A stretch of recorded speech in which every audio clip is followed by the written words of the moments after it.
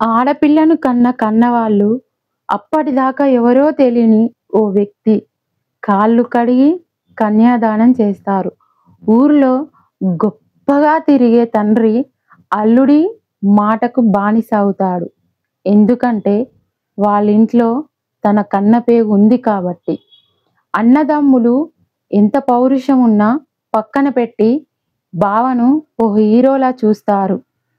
జీవితంలో ఎవ్వరికీ ఇవ్వని విలువ, మర్యాదను తనకిస్తారు. తోడబుట్టిన తోడు కండ్లలో కన్నీరు రాకూడదని. అల్లారు ముద్దుగా పెరిగిన తను కలిసి బ్రతికేది అత్తారింట్లో వాళ్ళతో కాబట్టి.